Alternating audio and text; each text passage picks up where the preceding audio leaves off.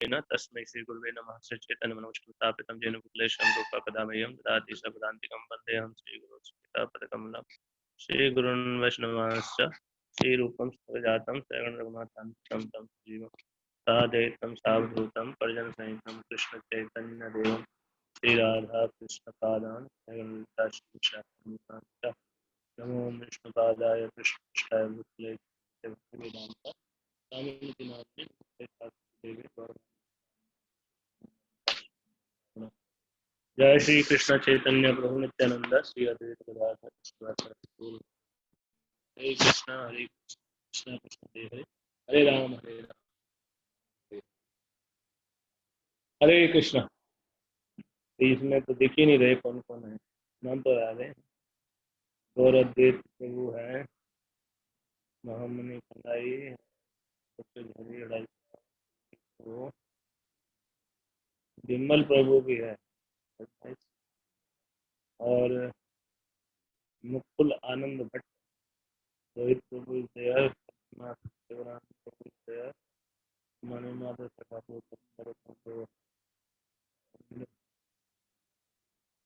धीरज प्रभु, सौरभ प्रभु। अंबानी गुरंग है क्या? नहीं है। अंबानी गुरंग कहाँ है? अच्छा, AKTI वारी, AKTI वारी 6 ये है। ओके, ठीक है। तो कम रखो, ठीक है।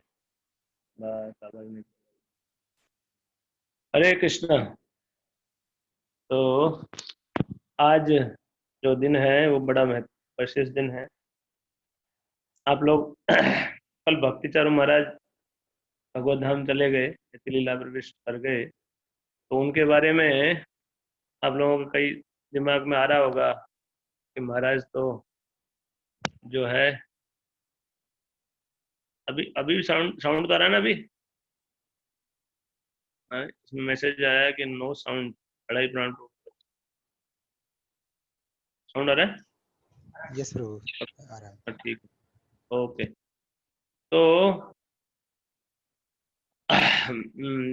भक्तिजार महाराज जो है, कई सोच रहे होंगे कोरोना बीमारी से वो चले गए, तो मैंने आपको 2 मैसेज भेजे हैं। एक जब तक महाराज ने उनके बारे में क्या बोले हैं, और एक उनकी 2012 की व्यास पूजा की ऑफरिंग का है। इसमें अंत में वो 2012 में ही बोल दिए, वो रूपा जी को लिखे व्यास पूजा ऑफरिंग रूपा जी की। उसमें वो मतलब भक्तर महाराज लिख रहे हैं कि मुझे अब और संसार में नहीं रहना, और मैं मुझे जो आज्ञा दी थी आपने रूपा जी के लिए लिख रहे हैं, वो मैं पूरा कर चुका हूँ। और अब वो सेपरेशन फील कर रहे हैं कि आप कैसे कैसे भी मेरे मेरे को अपने पास बुला लीजिए, ऐसा वो लिख रहे हैं। और जयप्रताप महाराज लिखने बोले कल कि जब उन्होंने ये वीडियो सर्कुलेट हुआ था महाराज का, महाराज देश जाने वाले, तो महाराज बोले मैं रात भर सो नहीं पाया। जयप्रताप महाराज रात भर सो नहीं पाया, ऐसा क्यों कर रहे हैं? और फिर मैंने देखा कि निश्चित रूप से कृष्ण बुला रहे हैं, प्रभुपाद जी बुला रहे हैं, इसलिए ऐसा। ये तो ऐसे थोड़ी कोई करता है क्या? ऐसे शब्द हैं जयप्रताप महाराज के, कल उन्होंने बोले हैं। पहले ही लग गया था कि महाराज की कुछ इस तरह की इच्छा है ना। तो वो, और वो इच्छा जाहिर भी कर दी महाराज ने। 2012 की व्यास पूजा ऑफरिंग में साफ उन्होंने जाहिर कर दी। तो देखा जाए तो ये जो है महाराज चाहते थे, इसलिए महाराज गए उस ऐसे टाइम पे। ऐसे और भी तो महाराज हैं, तो नहीं जा रहे ना, है ना। बीमारी है तो वो देख चाह रहे थे कि किसी तरह मेरा शरीर छूट जाए, मैं प्रभुपाद जी के पास जाऊं जल्दी से।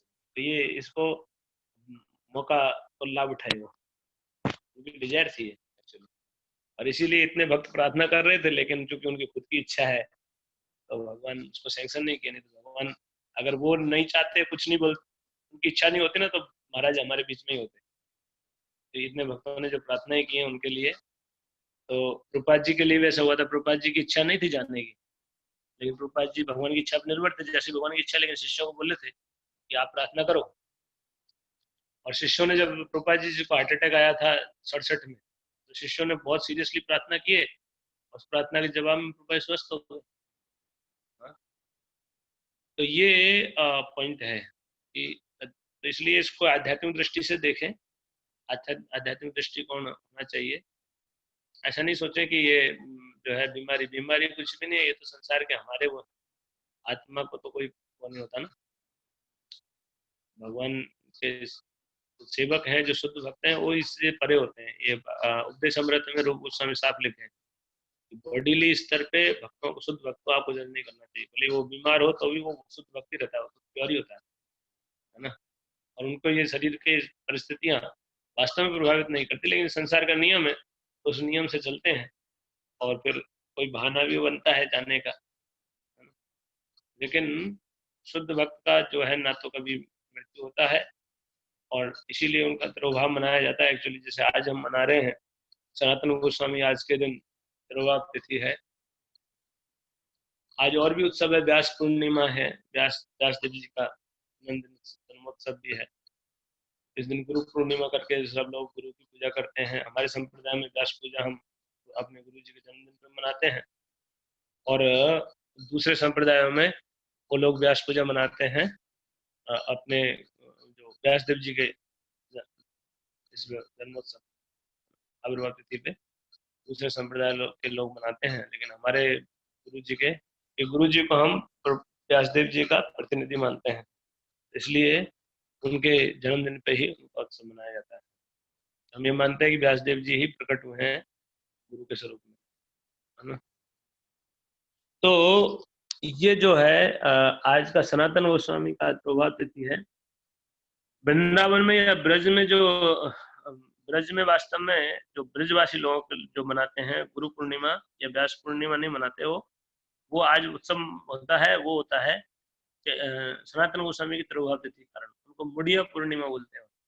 मुंडिया पूर्णिमा, बहुत लोग मुंडन भी करवाते हैं आज के दिन। और ये ऐसे है कि सनातन गोस्वामी जब आज के दिन भगवान धाम चले गए तो उनके शरीर को लेके सब ब्रजवासियों ने मुंडन करवाए, और मुंडन करा के और गोवर्धन की परिक्रमा की, और उनके शरीर को लेके गोवर्धन परिक्रमा करवाए। तो सनातन गोस्वामी का नियम था कि रोज गोवर्धन परिक्रमा करने का, तो अंतिम यात्रा में उनको गोवर्धन परिक्रमा करके और फिर उनको समाधि दिया गया। सनातन गोस्वामी समाधि मंदिर जो है मदन मोहन मंदिर के पीछे की तरफ है। मदन मोहन मंदिर में वो ऊपर जो हम जाते हैं वहां उनकी भजन कुटीर है, और समाधि मंदिर एक्चुअली नीचे जाके पीछे की तरफ है उसके मदन मोहन मंदिर। आप लोगों में से कुछ लोगों ने हो सकता सनातन गोस्वामी समाधि दर्शन किया हो, लेकिन ज्यादातर ने नहीं किए हैं। तो अगली बार कभी चलेंगे, इस बार तो कार्तिक यात्रा हो नहीं पाएगी, लेकिन अगली बार पे भी ना जो है हम लोग कार्तिक यात्रा करेंगे तो फिर कर पाएंगे, है ना। तो आज सनातन गोस्वामी का त्रिभाव तिथि है। हम चर्चा करेंगे सनातन गोस्वामी के जीवन के ऊपर। अभी अभी मैंने लेक्चर दिया है, इसको रिपीट करो जो है तो सनातन गोस्वामी प्रकट हुए थे सन 1488, और कुमार देव इनके पिताजी थे। ये बहुत उच्च कुलीन ब्राह्मण थे कुमार देव। कुमार देव के पिताजी का नाम था मुकुंद देव। मुकुंद देव भी बहुत उच्च कुलीन ब्राह्मण थे, और वो पूरे सब जगह पहले ब्राह्मण होते थे वो ऐसे थे कि उनके जब घूमते थे। आज भी जो ब्राह्मण है वो आते हैं, जैसे जो पूर्वी के ब्राह्मण है ना वो राजस्थान तक आते हैं, और जो है उनके यजमान होते हैं उनके पास जाते हैं। तो ऐसे ब्राह्मण लोग ऐसे होते थे कि जो यजमान होते थे उनके पास जाते थे, वहां थोड़े दिन रुकते थे, और ब्राह्मणों को और कोई काम नहीं था, शिक्षा देते थे, संस्कार देते थे, ज्ञान देते थे। तो ये उनका जो है ब्राह्मण का जीवन होता था। तो वो जो मुकुंद देव थे उन्होंने नवद्वीप भी जाते थे, और दो तीन जगह थे उन्होंने, दो तीन जगह उनका स्थायी आवास जैसा था, मतलब वहां रुकते थे तो उनके लिए व्यवस्था थी। क्योंकि जो स्टेट लोग होते थे विद्वान ब्राह्मण तो सम्मान करते थे, चाहे आज भी साधु संतों की सेवा करते हैं, तो ऐसे ही उनके तो उनको विशेष सुविधा भी दी जाती थी। बाद में कुमार देव जो है वो उनके ये पुत्र हुए, और वो फिर इधर ही शिफ्ट हो गए थे, है ना। कुमार देव जो है इनके साथ, इनका जन्म तो वैसे वहाँ हुआ था कर्नाटक में, लेकिन बाद में ये इनको सब लोग उधर शिफ्ट हो गए थे बंगाल में, नवदी के पास कहीं कोई जगह है। तो इनका नाम था अमर, संतोष और बल्लभ। 3 भाई थे, कुमारदेव के 3 पुत्र थे। उनमें अमर जो थे वो ये हैं सनातन गोस्वामी, और जो बाद में नाम पड़े थे इनके, जो संतोष था उनका नाम पड़ा तो रूप गोस्वामी, और बल्लभ जो थे उनका नाम पड़ा अनुपम गोस्वामी, अनुपम, है ना। तो ऐसे करके ये 3 पुत्र थे, और इनमें विशेष रूप से सनातन और रूप, जो अमर और संतोष, ये बहुत लक्षण बुद्धिमान थे। अद्भुत बुद्धि थी, अद्भुत सामर्थ्य था उनका। 18-19 साल की उम्र में जो है इनको सारी भाषाओं का ज्ञान था उस टाइम की, समकालीन। उस समय की जो सबसे प्रचलित भाषाएं थी उसमें ऐसे दक्षता थी कि कोई भी भाषा में ये बात कर सकते थे, और कोई पहचान नहीं सकता था कि ये जो है ना कौन सी भाषा है, इनकी मातृभाषा कौन सी। तो बांग्ला, उसके अलावा जो है दक्षिण भारत की द्रविड़ भाषा, और जो संस्कृत, फारसी और उर्दू, ये भाषाओं में इनकी पूर्ण वो थी, कुशलता थी, है ना, बिल्कुल एक्सपर्ट। बहुत बहुत बड़े विद्वान थे, और बहुत कम उम्र में इतने विद्वान थे, बहुत विनम्र थे। इनकी ख्याति फैल गई थी पूरे क्षेत्र में। और उसी समय नवाब हुसैन शाह राजा बना, तो राजा को जब पता चला कि इतने बड़े विद्वान हैं और ये ब्राह्मण हैं, तो उसने इनको बुलाया और इनको ऑफर किया कि तुम मेरा राज में मिनिस्टर बनो। अब ब्राह्मण किसी की नौकरी नहीं करता, अगर नौकरी करता था तो ब्राह्मण समाज से बहिष्कृत हो जाता था वो। तो इन्होंने कहा कि नहीं, हम ब्राह्मण हैं, हम तो नौकरी नहीं करते हैं। तो वो राजा बोला कि तुमको करना पड़ेगा, नहीं करोगे तो जितने ब्राह्मण है सबको मैं जो है मुसलमान बना दूंगा। तो ये बात बोली तो इन्होंने स्वीकार किया कि ठीक है, कोई ऐसा चलेगा, आप ऐसा दूसरे लोग बच जाए। तो इन्होंने अपना बलिदान किया एक तरह से, और ये, और उसकी नौकरी करने का मतलब था मुसलमान बनना पड़ेगा। इनको मुसलमान बना दिया, इनका संस्कार करके उसने नाम कर दिया जो है दोका। दो को ही ऑफर किया था, दो ही विद्वान थे ये। तो अमर का नाम उसने रखा दबीर खास, और संतोष का नाम हो गया साकर मल्लिक। तो ऐसे करके ये दोनों जो है उसके यहाँ जो है, जो दबीर खास थे उनको प्रधानमंत्री बनाया उसने, और साकर मल्लिक को वित्त मंत्री। कितने साल में? 19 साल की उम्र में, उस समय के सबसे बड़े देश का। 18 साल का तो बालिग मानते हैं, है ना। रूप गोस्वामी तो 18 की भी नहीं होंगे मेरे ख्याल से, तो फाइनेंस मिनिस्टर बन गए। तो इतने शार्प थे है ना। तो आप एक चीज इससे प्रेरणा लेने वाली बात यह है कि इतने बुद्धिमान थे, और ये जानते थे कि निष्कर्ष शास्त्र का यही है, कृष्ण भगवान और कृष्ण के भक्त। बचपन से कृष्ण भक्त थे, ऐसा नहीं है कि ये बाद में बने। कृष्ण भक्ति उनकी शुरू से। तो ऐसा नहीं कोई सोचे कि भाई लोगों को बेवकूफ बनाया जा रहा है, ऐसी बात नहीं है।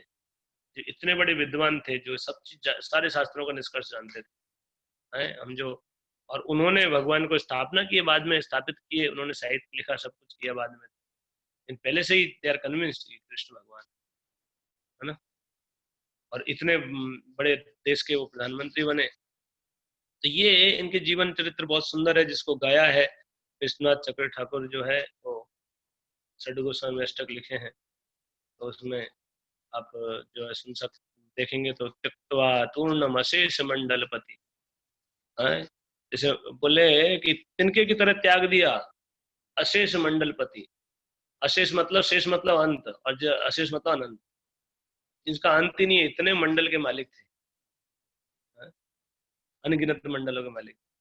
जैसे अभी मोटा मोटा ऐसे बोलने के लिए आता है, गिनती तो होगी लेकिन बोलने में, क्योंकि मंडल जानते हैं ना, जैसे राजस्थान में कितने मंडल है?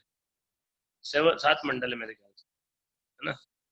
मंडल को जॉन बोलते हैं इंग्लिश में, हिंदी में मंडल बोलते हैं। जोधपुर एक मंडल है ना। भरतपुर एक मंडल है। अजमेर, अजमेर है कि नहीं पता। जयपुर है एक मंडल। ऐसे कर मंडल बने हुए हैं, तो डिवाइडेड है। संभाग, संभाग, संभाग, संभाग शब्द इस्तेमाल होता है हिंदी में। ये मंडल शब्द भी इस्तेमाल होता है, संभाग है, इसलिए संभागीय आयुक्त होते हैं, मंडल के एक वो होते हैं।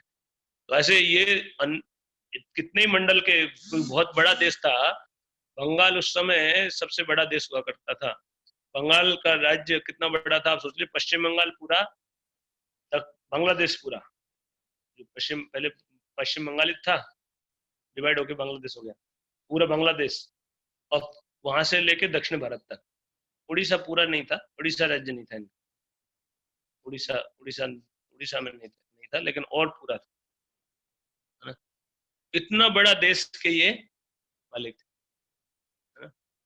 और उसके प्रधानमंत्री वित्त मंत्री थे, तो और उसको इन्होंने ऐसे छोड़ दिया, कोई वो नहीं है, भगवान की सेवा के लिए, और यूथ में, यंग अवस्था में, है ना। तो कितने 27 साल के थे तब ये वृंदावन पहुंचे, 27 ईयर्स, तब भी 27 में, रूप गोस्वामी पहले चले गए थे। तो उतनी कम उम्र में ये जो है, और पहले भी साधु ही थे, शादी किए नहीं थे, अनुपम शादीशुदा थे।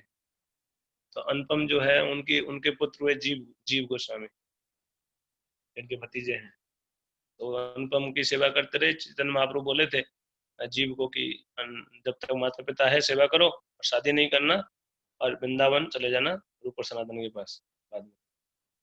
तो बाद में जीव गोस्वामी, जब अनुपम और उनके माता पिता का देहांत हो गया, तो वो भी इनके पास आ गए सेवा करने के लिए। तो क्योंकि उनके वैष्णव थे उनके माता पिता, वैष्णव माता पिता इतने महान वैष्णव थे, इसलिए उनकी सेवा करने का आदेश दिया। तो ऐसे वर्णन किया, त्यक्त्वा तूर्णम अशेष मंडलपति, अशेष मंडलों के मालिक थे, इतने संभाग के मालिक थे, इतने बड़े क्षेत्र के मालिक थे, उसको तिनके की तरह त्याग दिया भगवान की भक्ति के लिए, भगवान सेवा के लिए। और क्या, भूतवा दीन गणेश को, बिल्कुल दीनहीन अवस्था को स्वीकार किया, गोपीन कंथाश्रितो, गोपीन और कंथा स्वीकार किए। तो ऐसे जो षड्गोस्वामी अष्टकन में गुणगान है, नाना शास्त्र विचार अनेक निपुणों, सद्धर्म संस्थापक को, सभी अनेक अनेक शास्त्रों का जो है उसमें विचार विमर्श करने में, उसका निष्कर्ष निकालने में निपुण थे, एक्सपर्ट थे, शास्त्रों का निष्कर्ष निकालने में एक्सपर्ट, है ना। शास्त्रों का, सारे शास्त्रों ज्ञान जानते थे, लेकिन निष्कर्ष को निकालने वाले थे, और वो दिया उन्होंने, भक्ति सबका निष्कर्ष है, ये उन्होंने एस्टेब्लिश किया। तो ये षड्गोस्वामी अष्टक, अब तो क्या आप, हम लोग को लाइव ज्यादा कुछ कर नहीं सकते, षड्गोस्वामी अष्टक गा सकते हैं। आप लोग कम से कम षड्गोस्वामी अष्टक के ट्रांसलेशन को पढ़िएगा, है ना। ये जो 6 गोस्वामी, उनके ऊपर कैसा उनका भाव था, किस तरह का उनका समर्पण था, किस तरह का उनका, ये इसको कनेक्ट करो ना, हो गया ना। हरे कृष्ण। तो जो ये है सनातन गोस्वामी, बाद में जब प्रधानमंत्री और वित्त मंत्री रहे तो राज्य करते रहे, लेकिन चैतन्य महाप्रभु के बारे में सुनते थे और चैतन्य महाप्रभु से के प्रति आकर्षित थे, क्योंकि चैतन्य महाप्रभु के ये नित्य पार्षद है भगवान, तो ऐसा नहीं है कि, है ना, मतलब सामान्य तो है नहीं। तो भगवान से विशेष लगाव था, चैतन्य महाप्रभु के बारे में जानकारी रखते थे। और जब उनको पता चला चैतन्य महाप्रभु संन्यास ले लिया, तो उनकी बहुत इच्छा होती थी कि अब हम भी छोड़े सच, है ना। छोड़ के तो पूरी में रहते थे, तो वहां भी लेटर लिखे थे एक दो बार चैतन्य महाप्रभु को। चैतन्य महाप्रभु बोले नहीं, तुम अभी समय का इंतजार करो, ऐसे उन्होंने पत्र लिखे थे कि आप हमें स्वीकार कीजिए, हम भी आपकी सेवा करना चाहते हैं आपके अनुगत होकर। तो ऐसे करके बोले इंतजार करो।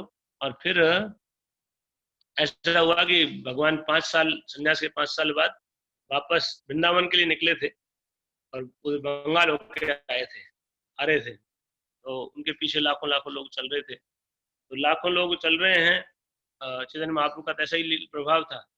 तो उनको लेके जब बंगाल में प्रवेश किए, उड़ीसा से बंगाल में जब प्रवेश किए, तो राजा को जब पता चला, राजा तो डर गया कि भाई इतने लोग, लाखों लाखों लोग चल रहे हैं किसी आदमी के पीछे, इतने तो मेरे पीछे नहीं चल रहे, मैं प्रयास करूं तो भी इतने लोग इकट्ठे नहीं होंगे। तो वो बड़ा चिंतित था, वो सोच रहा था क्या करे, उसको पसंद भी नहीं था ये भगवान का कीर्तन करते हुए निकल रहे मेरे राज्य से, है ना। लेकिन उसके मन में संशय था, तो उसने क्या है, इनको बुलाए, रूप और सनातन को बुलाए, दबीर काश और साकर मल्लिक को बुला के पूछे ये कि ऐसा कोई संत हैं जो ऐसे ऐसे लोगों को लेकर चल रहा है, उसके बारे में आपकी क्या राय है, इनसे पूछे कि आपकी क्या राय है। इन्होंने सोचा कि ये उसके बारे में सोच रहा है तो इनका मन भी जानना चाहिए हो, इसके क्या है मन में, ये पता चल जाए। तो उन्होंने सनातन गोस्वामी ने पूछा कि आप क्या सोचते हैं उनके बारे में। तो ये बोला कि मुझे तो लगता है ये कोई सामान्य व्यक्ति नहीं है, ये तो साक्षात जिंदा पीर है। बोले जिंदा पीर, बोला जिंदा पीर मतलब भगवान खुदा ही अवतरित हुआ है ऐसे। बोले जिंदा पीर है, नहीं तो इसके पीछे इतने लोग कैसे चलते।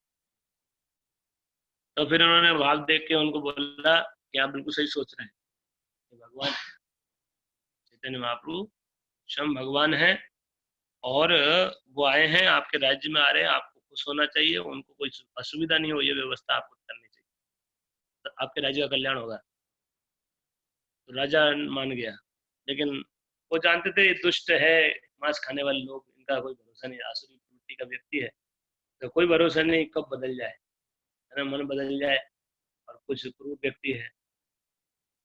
तो ऐसा करके उन्होंने जो है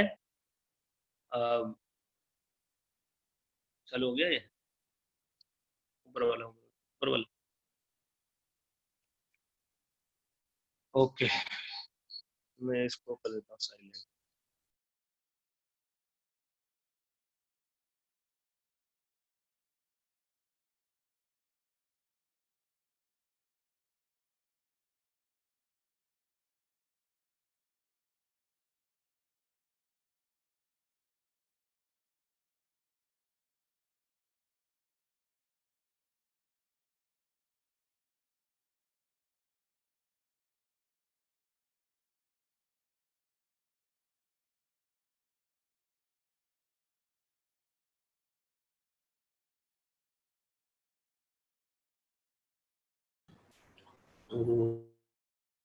तो है नहीं, दूसरा आ रहा है, अच्छा वो उसका आ रहा है, अच्छा ओके, इसको लोड आवाज आ रही है, बंद कर दो, बंद, ऊपर चला गया।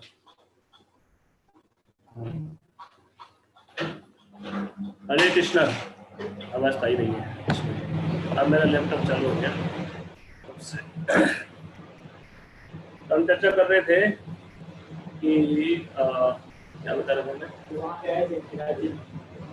चैतन्य महाप्रभु आए उधर बंगाल होते हुए आए थे, तो बंगाल में होते हुए राम के लिए जगह, वहां पे चैतन्य महाप्रभु कीर्तन किए, नाचे गाए, और रात को वहीं रुके। तो जब इनको पता चला तो ये लोग गए कबीर का साकर मिलने।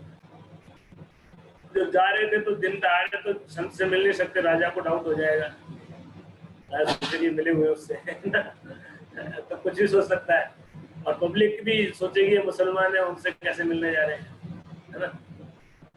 मुसलमान का एक शासन का भय था ना, कई तरह की मर्यादाएं थी। तो ये रात में गए, और रात में जो है इन्होंने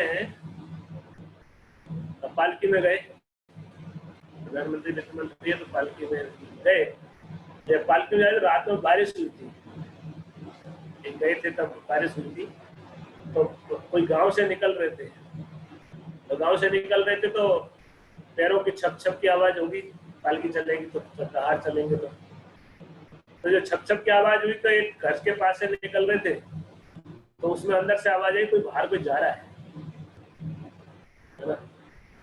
तो स्त्री बोली बाहर कोई जा रहा है, तो उसका पति बोलता है, बोले कौन होगा, है या तो जो है चोर होगा, या कोई कुत्ता होगा, और नहीं तो सरकारी नौकर होगा, है ना, सरकारी गुलाम होगा कोई।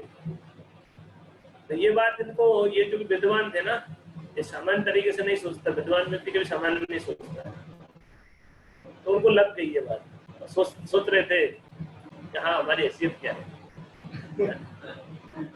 वही तो स्थिति है हमारी, है ना, कि हम वही कुत्ते जैसे, सरकारी कुत्ते जैसे, उसके राजा कुत्ते और क्या नौकर है, कुत्ते जैसी स्थिति है हमारी। और चोरी है, भगवान सेवा नहीं कर रहे तो चोरी है, ऐसा सोचे।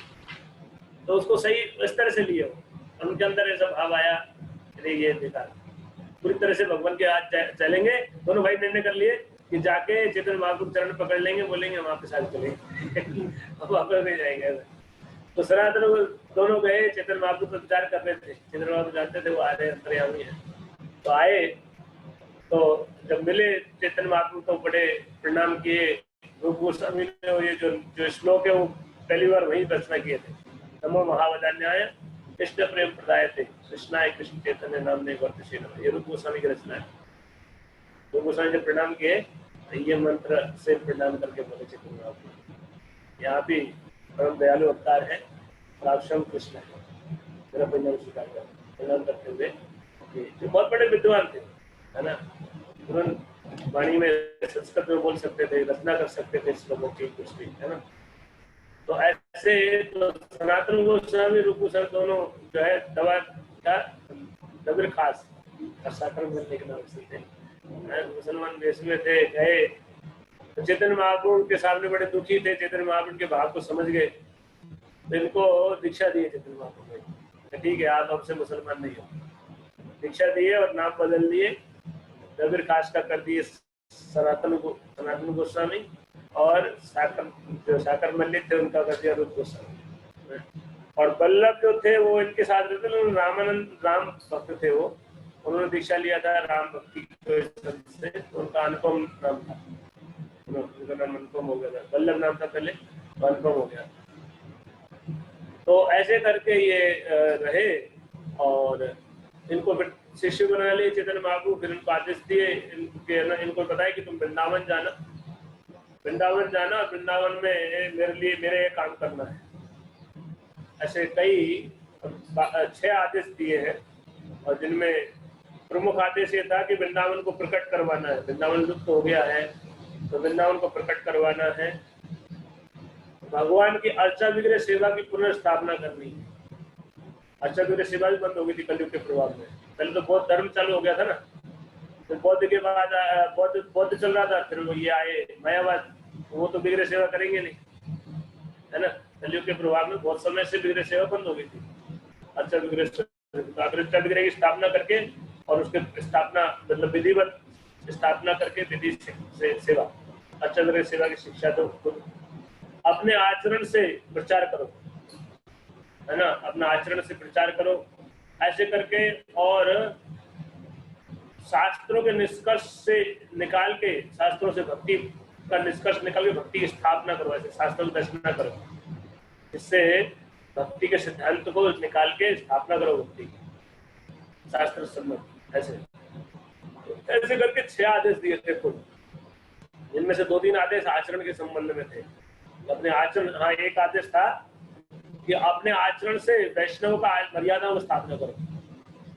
वैष्णव कैसे आचरण करना चाहिए, तो अपने आचरण से जो है उन्होंने सिखाया। इसलिए सनातन की 6 गोस्वामी को जीवनी वैष्णव के लिए बहुत महत्वपूर्ण है। उनकी जीवनी से हम समझ सकते हैं कैसे आचरण करना चाहिए, कैसे प्रचार करना चाहिए, कैसे व्यवहार करना चाहिए, कैसे रहना चाहिए, संत को कैसे रहना चाहिए, है ना। ये सब इसमें जो है उनकी जीवनी से देखने को मिलता है। मान लेगा तो ऐसे करके आदेश दिया और बोले वृंदावन जाना। तो इन्होंने बोले कि अभी नहीं, संयोग बनेगा तब जाइएगा। तो ठीक है, भगवान की इच्छा समझ के वापस आ गए और आके जो है ये इंतजार में रहे कैसे संयोग बने और कैसे जाएंगे। भगवान का आदेश है वृंदावन जाना है, जाए कैसे। तो दोनों विचार किए, दोनों भाई कि रिजाइन कर देते हैं, देखते क्या होता है। राजा को रिजाइन करके देखते हैं, छोड़ दे तो नहीं। तो जो रूप गोस्वामी बोले कि भैया मुझे छोड़ सकता है, लेकिन आपको तो बिल्कुल नहीं छोड़। और दोनों को एक साथ चांस ही नहीं है। इतना निश्चिंत होकर घूम रहा है, सारा राजकारी हम देख रहे हैं, तो छोड़ेगा वो। टेंशन उसको होगी ना, तो वो छोड़ेगा नहीं। बोले ये चांस नहीं है छोड़ दे। इसलिए बोले एक संभावना है कि अगर मैं ट्राई करूं तो मुझे छोड़ सकता है। तो आप अगर आज्ञा दे तो मैं प्रयास करूं, मैं छूट जाऊंगा, फिर आप निकल आना कुछ और व्यवस्था करके, है ना, मौका लेके। लेकिन अभी अगर हम दोनों बोलेंगे तो नहीं छोड़ेगा। तो सनातन गोस्वामी बड़े दुखी हुए, लेकिन क्या कर सकते थे, बोले अब ठीक है तुम कर लो। तो जो है रूप गोस्वामी ने रिजाइन कर दिया वित्त मंत्री पोस्ट, और रिजाइन कर दिया। तो राजा माना तो नहीं जल्दी से, लेकिन फिर उन्होंने मना लिया। उन्होंने रूप गोस्वामी बोले भाई साहब है संभाल लेंगे, अब मुझे अब जाने दो, ऐसे करके उन्होंने निकल गए। तो उन्होंने कर दिया, तो उनकी सैलरी जो है उन्होंने तो निकालते नहीं, तो उनके अकाउंट में जमा था सारा, उनके नाम से जब पैसा, उनको पैसा तो चाहिए नहीं था उनको, कोई परिवार में था नहीं, कुछ नहीं था, तो और सरकारी क्वार्टर मिला हुआ था, रहने खाने का तो मिल ही जाता था। तो उनका जो इतना उनका संपत्ति हुआ रूप गोस्वामी का कि एक नाव भर गई, मतलब ट्रक में भर जाए इतना सोने के सिक्के बोरियों भरे हुए इतना इतना जो है सोने के सिक्के थे उनकी सैलरी। उनकी जो जीवन भर की कमाई थी, ज्यादा साल नहीं, 8-10 साल नौकरी किए थे, उसका इतना जो है इतना सैलरी हुआ। तो वो पूरा उन्होंने जो है, इसीलिए ये हम लोग रूप गोस्वामी का अनुयायी कहलाते हैं, रूपानुग कहलाते हैं। क्यों रूपानुग कहलाते हैं? क्योंकि रूप गोस्वामी हमारे लीडर हुए। सनातन गोस्वामी वरिष्ठ है, लेकिन रूप गोस्वामी पहले भगवान की आज्ञा का पालन किया, तो परंपरा के अनुसार रूप गोस्वामी वरिष्ठ हुए। तो परंपरा के आदेशों का पालन रूप गोस्वामी पहले किए। तो वृंदावन पहले रूप गोस्वामी आए, तो इसलिए रूप गोस्वामी को सबसे सीनियर माना जाता है 6 गोस्वामी को।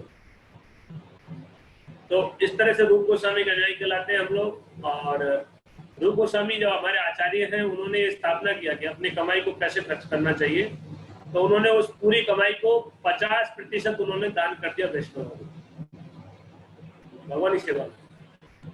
वैष्णव को दान हमेशा वैष्णव को देना चाहिए, ये रूप गोस्वामी स्टैब्लिश करते हैं। तो 50% उन्होंने वैष्णव और ब्राह्मणों में दान कर दिया, और बचा 50% के 2 भाग किए। 25% उन्होंने जो है भविष्य के लिए रख दिया, और 25% अपने परिवार वालों को दे दिया, अनकम को दे दिया। तो इस तरह से हमको चलाना होता है कि हम जब हम करें, रूप गोस्वामी एस्टेब्लिश करते हैं। प्रभुपाद जी इसलिए बोलते थे कि हमको जो है दान 50% अपनी इनकम का दान करना चाहिए। तो 25% में अपना गुजारा करो, परिवार चलाओ, और 25% भविष्य के लिए रखो। ये सिस्टम होना चाहिए। टैक्स कटने के बाद, टैक्स कट गया, उसके बाद जो पैसा बचा उसमें से 50% दान करो, 25% जो है अपना गुजारा करो। 25% में सरल जीवन जीना चाहिए, और 25% अपने भविष्य के लिए रखो। तो भविष्य के लिए रखा, उसमें से जो है 10,000 सोने की मुद्राएं, 10,000 स्वर्ण मुद्राएं, वो एक जो है सेठ जी के यहाँ रखते हैं। रूप गोस्वामी बहुत बुद्धिमान थे, उनको योजना थी कि बाद में निकलेंगे तो निकलने के लिए धन की आवश्यकता पड़ सकती है, तो धन काम में आता है, कई काम होता है। तो इसलिए एक सेठ, पहले बैंक होते थे तो सेठ ही बैंक होते थे, उनके यहाँ एंट्री करवा दो, और वो चिट धोखेबाज नहीं होते थे सेठ। विश्वास पहले, अब जब बिगड़ गया, लेकिन पहले बहुत विश्वास रहता था, पहले विश्वास बहुत जबरदस्त था। ये तो हमने देखा करने के लोग धोखेबाज नहीं होते थे, है ना। उनके लोग भी हो भले, तब भी धोखा नहीं करेगा। ईमानदारी से जो एग्रीमेंट हो गया, बात हो गई, उसको लिखने की भी जरूरत नहीं पड़ती, है ना। बाद में ये हुआ, लिखने की भी जरूरत पड़ी, अब लिखने के बाद ही मुकर जाते हैं ऐसा लोग। तो ये कलयुग के प्रभाव से ऐसा हो रहा है, समय के साथ जो है कली का प्रभाव बढ़ रहा है। तो जो उन्होंने 10,000 रुपये उनके पास, सेठ जी के पास छोड़ दिए, 10,000 सोने के सिक्के, और वो चले गए, वृंदावन चले गए। फिर उन्होंने कुछ दिन बाद ये हुआ कि सनातन गोस्वामी देखे कि वो योजना यही थी कि आप बाद में रिजाइन करके देख लेना, एक साथ रिजाइन करेगा मानेगा नहीं, तो पहले एक निकल जाए, कम से कम दोनों को नहीं निकलने देगा। नहीं तो योजना ये थी कि अगर दोनों एक साथ रिजाइन करेंगे, दोनों को नहीं जाने देगा, तो कम से कम मैं ट्राई करता हूँ, पहले मैं निकल जाऊँ, फिर आप रिजाइन कर लेना। तो थोड़े दिन बाद रूप गोस्वामी के बाद उन्होंने रिजाइन कर दिया। तो रिजाइन करने की बात की, उन्होंने बिल्कुल स्वीकार नहीं किया कि नहीं, वो चांस ही नहीं, कौन संभालेगा इतना बड़ा बैंक, चले जाओ, कौन संभालेगा, ऐसा बोल रहे। तो फिर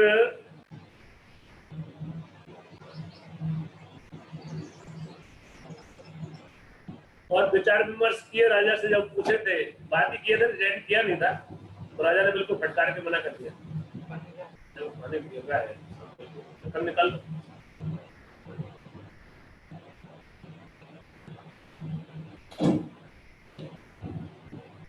मुझे क्या, खाना खाने के 1.5 घंटे बाद 1 लीटर पानी चाहिए होता है।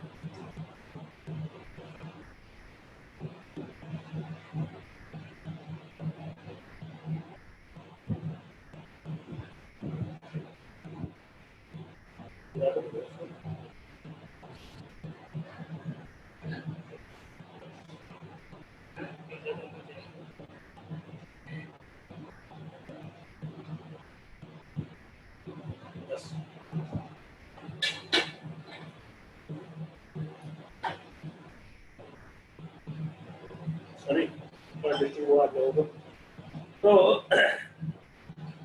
तो कहा था, हाँ, उन्होंने रिजाइन करने की बात की थी राजा से, सनातन गोस्वामी ने, राजा ने मना कर दिया, तो सनातन गोस्वामी ने फिर जो है सिक लीव लगा दी, बीमार हूँ ऐसा करके एप्लीकेशन लगा दी, वहीं से भेज दिए। बीमार है तो सकते नहीं, है ना, अपने पर्सनल रेजिडेंस था उनका, वहीं से एप्लीकेशन भेज दिए, तो बीमार है।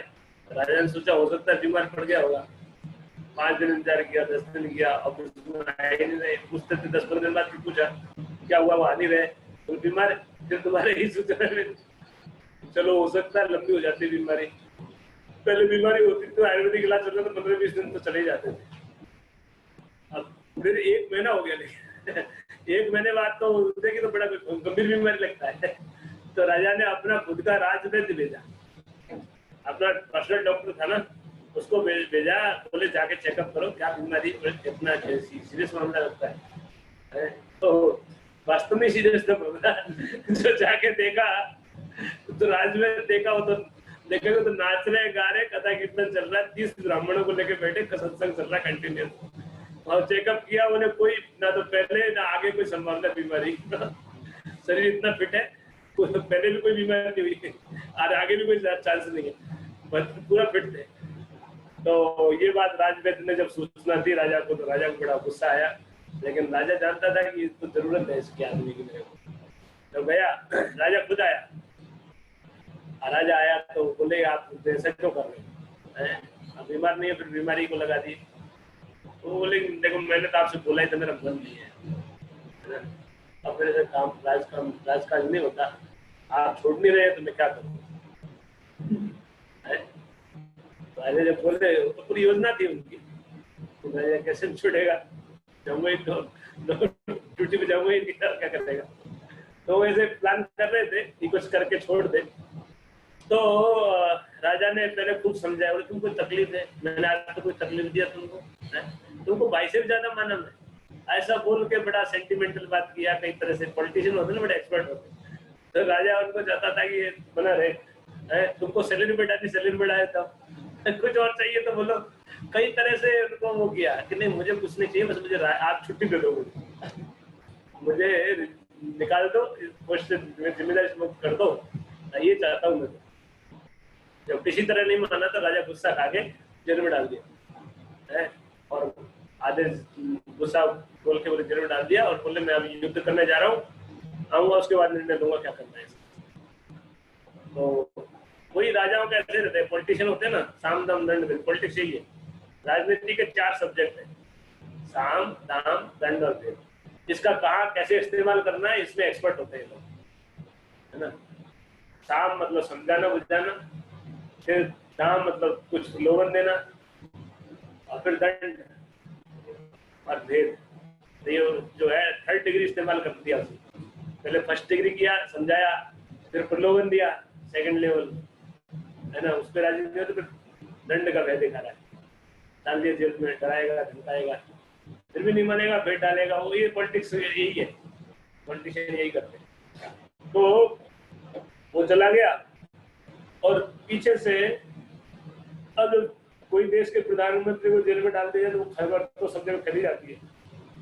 तो वृंदावन में रूप गोस्वामी को खबर लगी कि उनको जेल में डाल दिया, तो समझ गए क्यों डाला जेल में, रिजाइन मानने नहीं तो इसलिए जेल में डाल दिया होगा, है ना। तो इसलिए उन्होंने क्या किया, उनको पता था कि राजा अभी युद्ध करने गया है, तो रूप गोस्वामी ने एक लेटर लिखा जिसको अलग भाषा में लिखे थे, उर्दू में नहीं लिखे, है ना, बांग्ला में नहीं लिखे, फारसी में लिखे थे। और लेटर में भी सांकेतिक था कि उसको जल्दी से कोई समझ नहीं सकता था।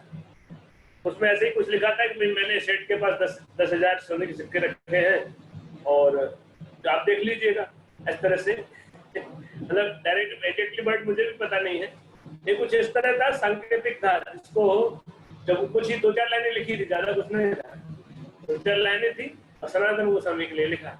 तो जब गया तो उन्होंने, मुसलमान जो लीडर थे उन्होंने देखा क्या लेटर आया, चेक किया, तो उसमें उनको कुछ समझ में नहीं आया, फारसी से अनुवाद भी करवा लिया उन्होंने, तो वो समझ में नहीं आएगा, पैसा रखे तो रखे होंगे, क्या है देख लेना, तो उनको समझ में क्या देख लेना, क्या देख लेना, ऐसे कुछ था। एक्चुअली मैं जो बोल रहा हूँ वो भी नहीं है, ये कुछ इस तरह सांकेतिक था, है ना, मुझे भी पता नहीं है कि एग्जैक्टली क्या था उसमें, लेकिन सनातन गोस्वामी को संदेश था उसमें, सनातन गोस्वामी उसको समझ गए, सनातन गोस्वामी समझ गए कि इस पैसे का उपयोग करके आप निकला, आपके लिए मैं पैसा छोड़ दिया, है ना। तो उन्होंने सनातन गोस्वामी को पैसे मंगवा लिए अपने पास, और उसके बाद जो है उन्होंने जो वो था जेलर था, जेलर ऐसे बहुत सम्मान करता था, प्रधानमंत्री थे, वापस प्रधानमंत्री बन सकते हैं, जेलर को सम्मान करता था, लेकिन जेलर को ये बहुत गुणगान करने लगे, है ना। किसी से काम निकालना हो तो ये सीखना चाहिए, अगर गुणगान करो, किसी से काम निकालना है आप उसको नाराज कर दो ऐसा बात करो तो सब गड़बड़ हो जाएगा, है ना। उसको कभी नाराज नहीं करना चाहिए, जिससे काम निकालना है उसको, तो उसको इतना ढंग से बात किए, ये भी खुद ही तो पॉलिटिशियन थे ना, राजा थे, प्रधानमंत्री थे ना, तो सब जानते थे कि उसको कैसे काम निकालना, तो उसको ऐसा गुणगान किए, वो तो और गुणगान को स्वीकार कर रहा है, देखा गुणगान स्वीकार कर रहा है, आदमी पता चल जाता है ना, आप गुणगान कर रहे हो वो उसको मान रहा है, तो जब मान रहा है तो बोले तो मान रहा है, तो फिर और बढ़ाते चले गए, रोज बढ़ाते चले गए, इतना बोल दिया आप तो जिंदा पीर हो, आप इतने धार्मिक व्यक्ति हो, मुसलमानों में सबसे श्रेष्ठ हो आप, है ना, राजा से श्रेष्ठ हो ऐसे करके तुम कितने अच्छे आदमी हो, अरे वो तो गदगद हो गया पूरा, है ना। और ऐसे हो गया तब जो है ना बोले कि देखो ये राजा जो है ना ठीक नहीं कर रहा है, मैं मक्का जाना चाहता हूँ, फिर राजकाज में रुचि नहीं है, अब मक्का को बोल दिए उनको पता नहीं हमारा मक्का वृंदावन है वो तो सोचे कि मक्का जाना था, सही बोले थे, गलत नहीं बोले, तो धार्मिक स्थल पे जाना चाहता हूँ, उसको उनकी भाषा में मक्का बोलेंगे, है ना। मैं आप सब छोड़ के धर्म कल्याण करना चाहता हूँ, तो बोले मैं मक्का जाना चाहता हूँ और ये राजा मुझे छोड़ नहीं रहा है, अब आप इतने धार्मिक पुरुष बताओ सही है क्या, बोले नहीं गलत होता है, नहीं हो रहा है, तो देखा कि बात मान रहा है ना, तो उसको धीरे धीरे जो है बोले कि आप मेरी मदद करो, मैं क्या मदद कर सकता हूँ, मैं तो कुछ नहीं कर सकता, मैं जेलर एक छोटा सा आदमी हूँ, मैं क्या कर सकता हूँ, नहीं आप सब कुछ कर सकते हैं, आप समझिए। और उन्होंने ऐसा बोल के जो है बताने लगे कि देखो आप जो है चाहो तो मुझे आप और बोल देना राजा को, ये ना गंगा हथकड़ी लगी हुई थी, गंगा में कूद मर गया, हथकड़ी लगी हुई थी, तैर नहीं पाया, डूब गया, मर गया, हम ढूंढे बॉडी भी नहीं मिली बोले, तो ऐसे बोल देना। तो वो बोला डर गया, वो तो नहीं ऐसे नहीं, इतने वो नहीं कर रहा था, 5000 सोने की मुद्राएं निकाल के उसके हाथ में करना दी, अब वजन पड़ गया तो सोचने लगा, एक तो इतना गुणगान कर लिया, इतना महान व्यक्ति हूँ, फिर धार्मिक व्यक्ति हूँ बहुत, तीसरा वो जाने का उद्देश्य भी इतना अच्छा है, मक्का जाना चाहता कोई आदमी है, इमोशनल प्रेशर आ जाता है ना और फिर जो है असली प्रेशर जो है वो 5000 जो है सोने की मुद्रा हाथ में रख दी, तो ये देख के उसका जो है ना, लेकिन फिर भी डर था उसको कि मृत्यु का वैसे सबसे बड़ा होता है, तो बोले राजा को पता चल गया मार देगा मुझे, पूरे परिवार को मार देगा, बोले मैं नहीं कर सकता महाराज, ये आप जाना चाहते सब कुछ अच्छा है, लेकिन मैं भी मजबूर हूँ, राजा जो है मैं कैसे कर सकता हूँ, नहीं आप कर सकते हो, आप अगर देखो सोचो थोड़ा, डरो मत, आप अगर ऐसे बोले क्या दिक्कत है, राजा को कैसे पता चले, तुम जो बोलो कि मैं तुम डूब गया और तुम्हारे लोग किसी को पता नहीं चला, तुम लेके चलो मुझे और है ना वहां से आजाद कर दो और बोल देना गंगा को डूब गया, मैं समझ रहे, गंगा है ही इतनी गहरी कि उसमें पता नहीं चलता, बॉडी का पता नहीं चलता, है ना, तो गोताखोर ढूंढेंगे बॉडी भी नहीं मिलेगी, फिर हो जाएगा कि हाँ हो गया, क्या कर सकते, इतना भी नहीं मान रहा था, और 5000 सोने के सिक्के और दे दिए उसको, अब इतना 10,000 सोने के सिक्के का वजन तो ऐसा होता है, आदमी रिस्क लेकर तैयार हो जाता है, पैसे के लिए लोग रिस्क लेते हैं, जान पे रिस्क खेल जाते हैं पैसे के लिए लोग, तो 10,000 सोने के सिक्के जब मिले तो वो मान गया, और उसने रात में जो है अर्ली मॉर्निंग फ्रेश होने के ले जाते ना, तो उसने सिक्योरिटी को बोला कि आज मैं लेके जाऊंगा इनको, प्रधानमंत्री है तो उनको पर्सनली केयर करे, तो खुद प्रधानमंत्री है ना, सामान्य तो है नहीं, कोई सामान्य व्यक्ति है, सामान्य के लिए थोड़ी था, तो इसे करके उनको लेके गए और उनको छोड़ के भगा दिया, फिर अल्लाह कर दिया कि डूब गया आओ ऐसे करके, अब फिर वो ढूंढते रहे, वो तो कुछ था ही नहीं, ऐसे ही करके तो ऐसे निकले। सनातन गोस्वामी जो है वहां से निकले और रातों रात तेज भागे, और भागते भागते बहुत दूर तक चले गए। उसी समय एक और सेवक था वहाँ जेल में, उनकी सेवा कर रहे थे, ईशान उनका पहले से सेवक थे, तो जेल में उनकी सेवा कर रहे थे, तो वो भी उनके साथ में थे, है ना। वो भी योजना के समय भी थे, क्योंकि जेल जैसे प्रधानमंत्री जेल भी जाएगा तो उसको सामान्य कैदी की तरह नहीं रखा जाएगा, उसकी सेवा भी होती रहेगी, सब कुछ हो जाएगा ना, ऐसे थोड़ी उसको जनरल कैदी बना देंगे। और तो ऐसे ईशान उनके साथ में था, तो ईशान बोला कि मैं भी आपके साथ चलूंगा। तो जब उन्होंने बोला कि आप, मैं पहले मना किया, लेकिन ईशान बोला कि नहीं, आप अकेले नहीं जाने दूंगा, मैं साथ में चलूंगा, कोई सेवा करने वाला होना चाहिए, आप अकेले कैसे जाएंगे। वो बहुत सम्मान करता था, प्रधानमंत्री थे ना वो मान गए ठीक है, लेकिन मेरे साथ चलोगे तो कंडीशन में धन मत लेना। तो ये स्टोरी आपने सुनी होगी। तो धन लेके निकले थे, और वो ईशान साथ सोने की मुद्रा ले लिया।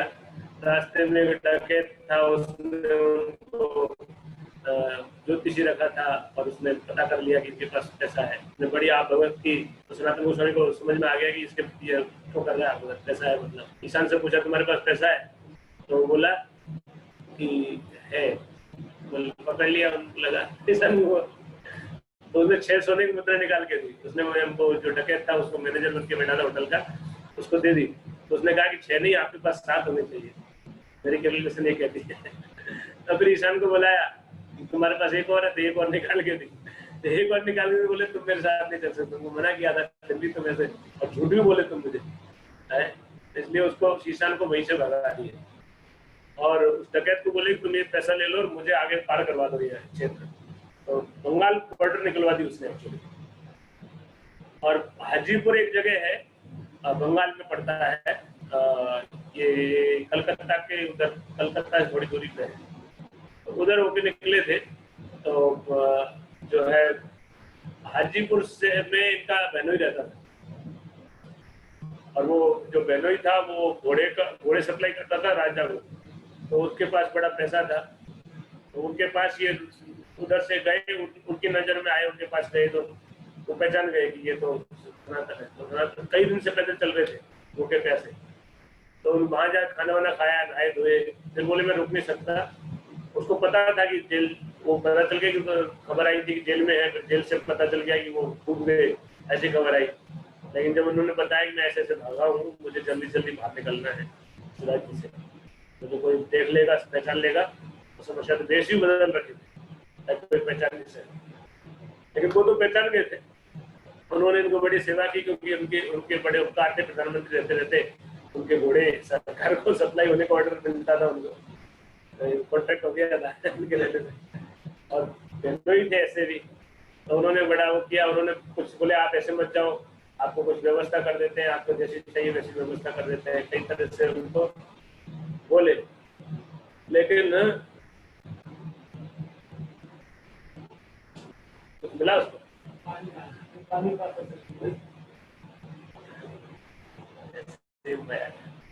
तो क्या कह रहा था मैं, जो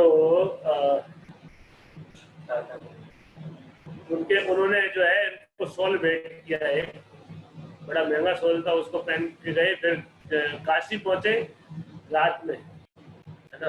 काशी में पहुंचे तो काशी में 3 दिन चलने के बाद काशी पहुंचे। काशी होकर वृंदावन जा रहे थे, तो चैतन्य महाप्रभु वृंदावन जाने का आदेश दिया, तो वृंदावन के लिए निकले थे।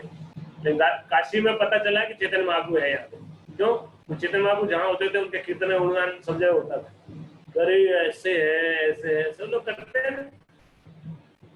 जो भगवान साक्षात कोई जगह पे हो तो उनका तो हर जवान पे वही चर्चा, ये ऐसे है, ऐसे चल रहे हैं, ऐसा करते हैं, ऐसा नाचते हैं, कितने लोग पीछे हो जाते हैं, कैसा होता है, ऐसा होता है, ऐसे करके ऐसा सन्यासी आया है, ऐसे करके चर्चा सुने तो समझिए कौन सन्यासी है। ऐसा हरे कृष्ण कीर्तन करते, सब हरे कृष्ण करते थे, है ना। तो उसको देख के समझिए कि यहाँ चैतन्य महाप्रभु है। तो वो दूर दूर तक, कई किलोमीटर दूर तक चर्चाएं थी। उनसे पता कर लिया कहाँ रहता है सन्यासी, बोले चंद्रशेखराचार्य घर रहते हैं, कहाँ है, एड्रेस पता करके वो पहुंच गए। लेकिन पहुंचते पहुंचते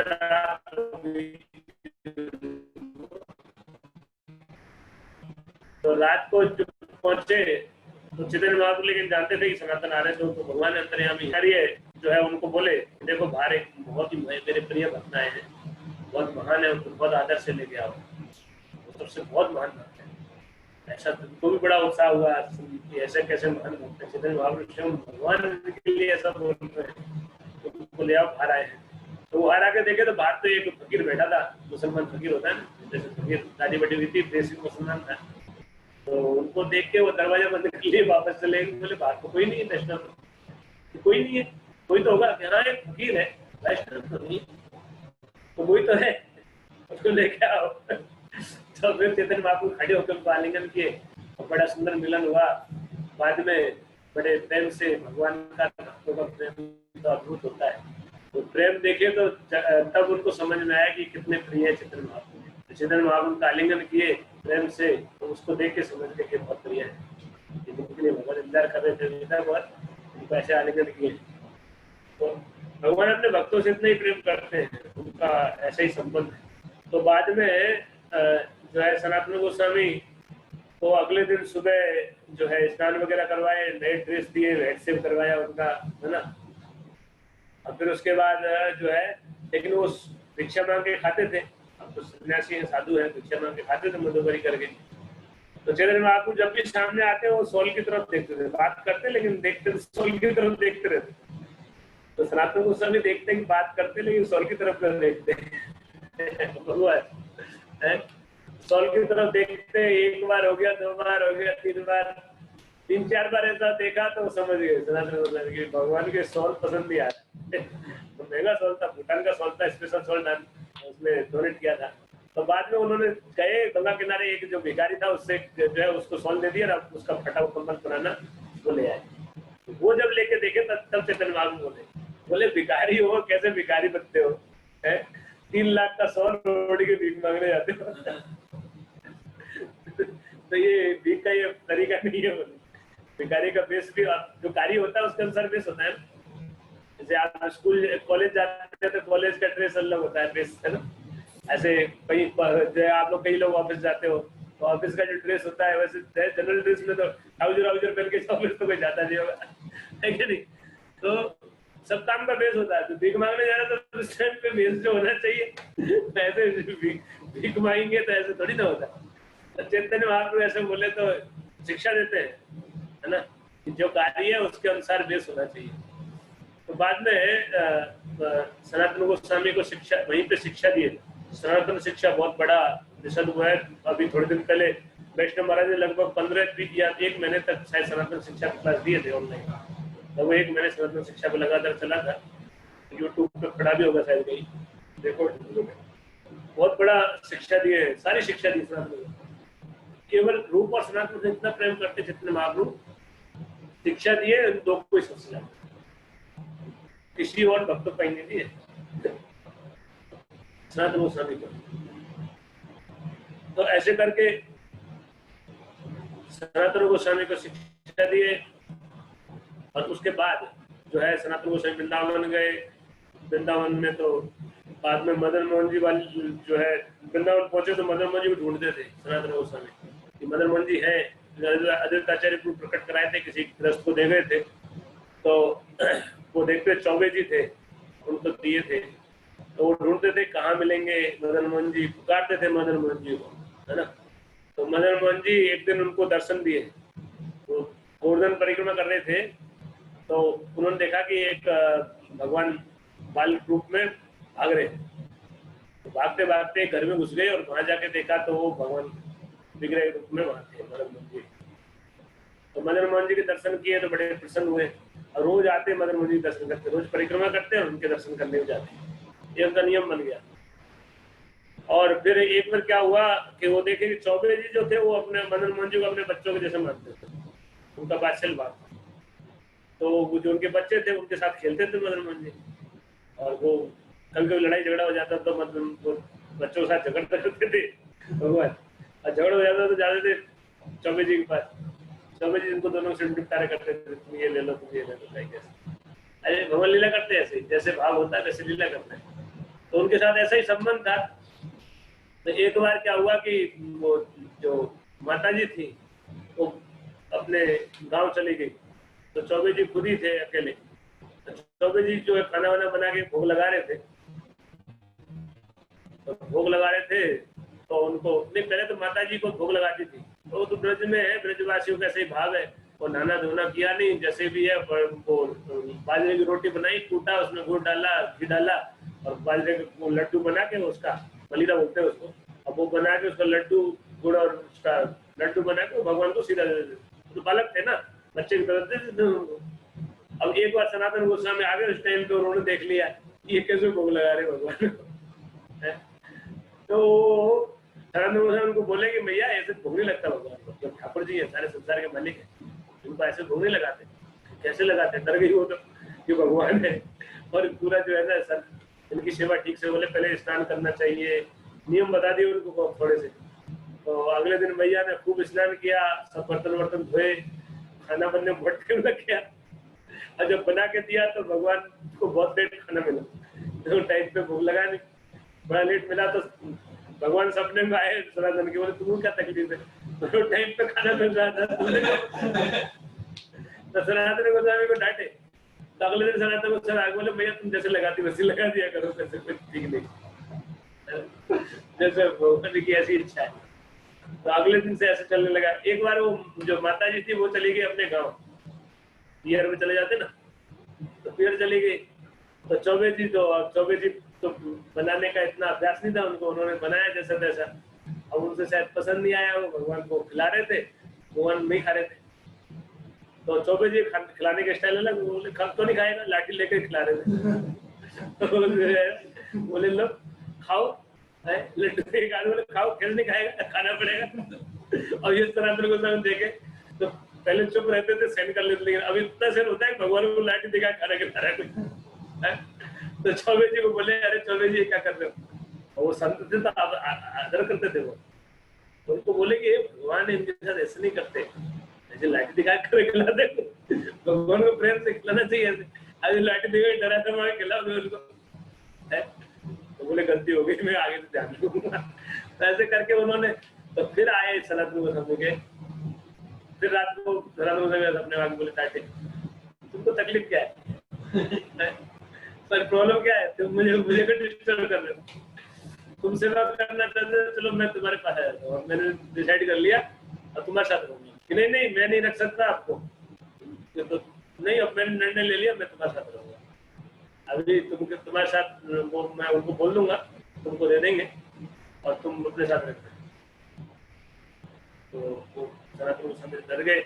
तब वो बोले कि मेरे साथ रहोगे तो मैं तो ऐसे सेवा नहीं कर सकता, आप तो ज्यादा अच्छी सेवा कर रहे हैं, मैं तो वो भी नहीं कर पाऊंगा। कि नहीं, आप जैसे रखोगे वैसे मैं लूंगा, नहीं मेरे साथ, मैं आपके साथ रहना। कैसे रहो? मैं जो खाऊंगा वो, मैं जो खिलाऊंगा वो खाओगे, यहाँ आप जो खिलाओगे वो खाओगे। देखो फिर गड़बड़ नहीं करना, फिर बाद में वो बोला भी है ना कि नहीं ठीक है, एग्रीमेंट हो गया। तो बाद में जो है वो, लेकिन वो भी गए अगले दिन, वो डर रहे थे कैसे मांगूंगा, वो इतना प्रेम करते देंगे थोड़ी बोलते, भगवान को देगा कैसे, बोले तुमसे कैसे मांगूंगा। लेकिन उनको भी रात को, तब तक माता जी आ गई थी और उनको भी बोले रात को ये ना, मुझे आपने बहुत अच्छी सेवा की मेरी और मैं आपसे प्रसन्न हूँ, लेकिन अब ये जो बाबा जी है इनके साथ में मेरा, इनको बड़े दुखी थे वो कि भगवान क्या क्या क्या कर सकते हैं। तो उन्होंने बड़े दुखी मन से सनातन गोस्वामी को भगवान को सुन दी, मंदिर मंजू को लेकर सनातन गोस्वामी गए। फिर उन्होंने रखते थे वो लेके द्वादश टीला जहाँ है, भजन कुटीर बनी हुई है ना, वही पेड़ हुआ करता था, उस पर टांग के रखते, पेड़ पे टांग देते थे विग्रह को पहले तो, और वो अपना घूमते थे, उनकी सेवा करते थे जितनी होती थी। ऐसे जंगल था, कोई आता जाता था, वृंदावन नहीं था ऐसा, पूरा बियावान जंगल था, कोई आने जाने वाला है ना। गोवर्धन परिक्रमा करके आते थे और जाके फिर वो उनको एक बार भोग लगा देते, एक दो बार जितने बार जो भी था। तो फिर बाद में झोपड़ी बनाए, कुछ दिन लगता है, थोड़े दिन बाद झोपड़ी बनाए, झोपड़ी में भगवान को स्थापना करके और उनको भोग में यही लगाते, तो कुछ ज्यादा सेवा करते नहीं थे, भोग लगाते थे। ये जो है जो मधुकरी करके लाते थे, 3-4 तरह का आटा होता था, उसको मिक्स होता था और उसको जो है वो करके पानी में भिगो के आटा लगा के और कंडे इकट्ठा करके और बाटी बना देते थे। गाय का गोबर पड़ा रहता था सूखा, तो उसको लेके जो है ना उसमें डाल देते थे, पक जाती थी, उसको भुला देते, ना दाल ना कुछ ना घी, नमक भी नहीं होता था उसमें बाटी में।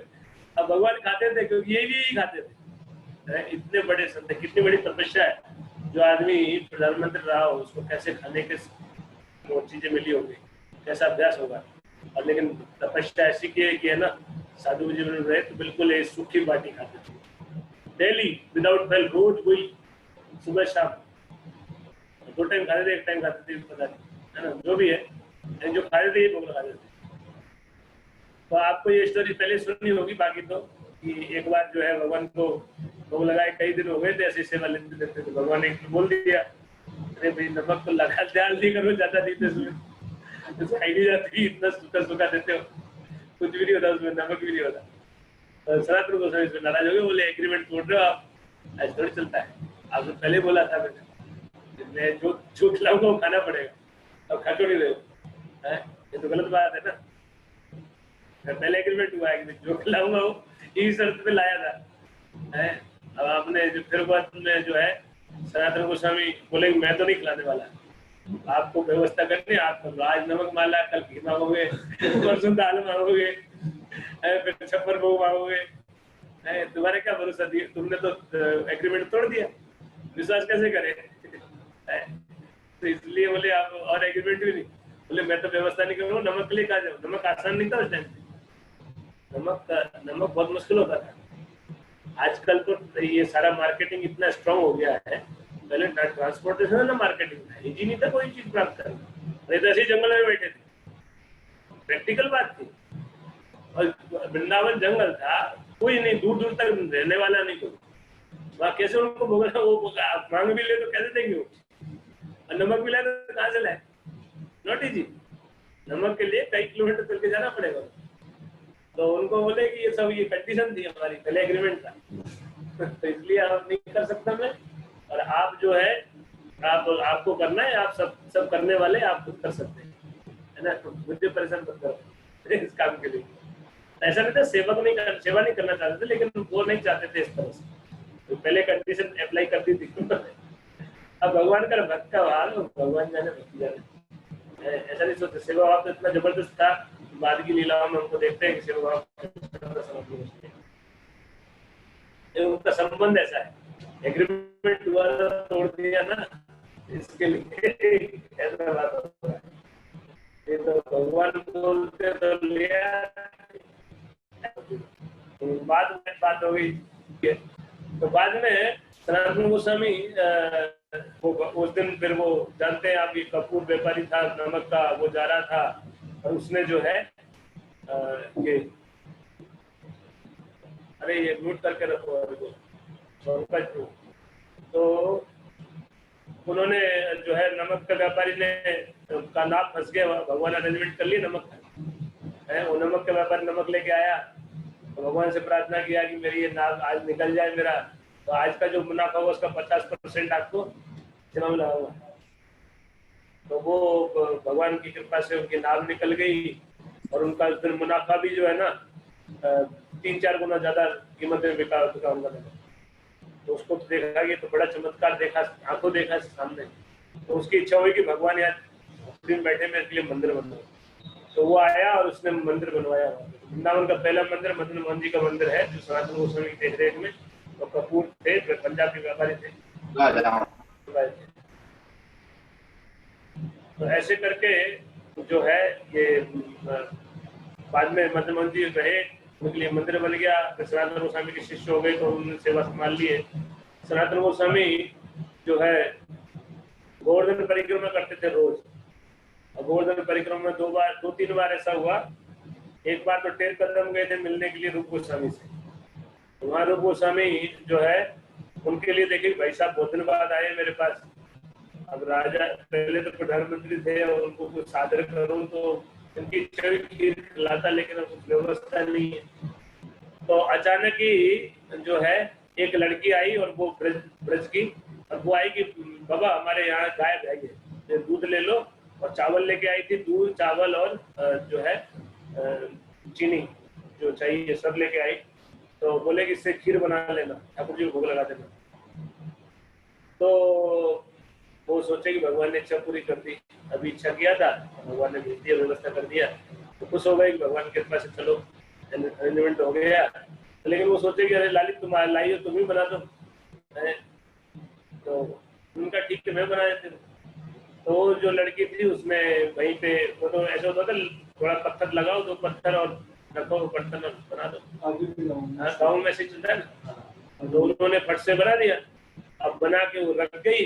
अब फिर इन्होंने भोग लगाया रूप गोस्वामी ने उसको, भगवान को। अब भगवान के कृष्ण बलराम दिख रहे हैं वहाँ पे, 1 कदम हम गए थे ना, तो वहाँ भोग लगा के और फिर है ना जो है सनातन गोस्वामी को परोसा प्रसाद। सनातन गोस्वामी प्रसाद पाते बोले कि कहाँ से आया, कौन लाया, कहाँ से आया तुम्हारे पास, कौन बनाया, तुमने बनाया? नहीं, मैंने नहीं बनाई, लड़की आई थी वही लाई थी।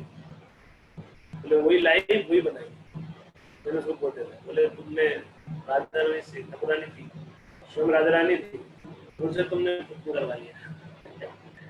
तो बड़े भाव विभोर हुए दोनों भाई, भगवान स्वयं राधा रानी आई और सेवा करके गई, है ना।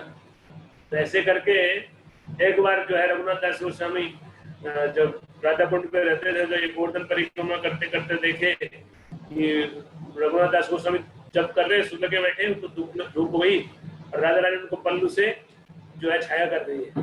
तो उनको जाके बोले कि अरे तुम राधा रानी सेवा ले रहे हो।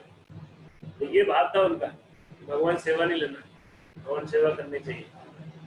तो राधा रानी से बोले तुम सेवा ले रहे हो, तुम जो है ये पेड़ के नीचे बैठ के जब किया करो। उसके बाद रघुनाथ दास गोस्वामी पेड़ के नीचे बैठे जब करते थे, तो जूनियर थे, आदेश मानते। सबसे वरिष्ठ तो एक्चुअली सनातन गोस्वामी है, लेकिन रूप गोस्वामी पहले चैतन्य महाप्रभु आगे को पालन किया, इसलिए रूप गोस्वामी वरिष्ठ माने गए। सनातन गोस्वामी की बात रूप गोस्वामी मानते थे, सब मानते थे, सारे गोस्वामी जो है सबसे वरिष्ठ है सनातन गोस्वामी।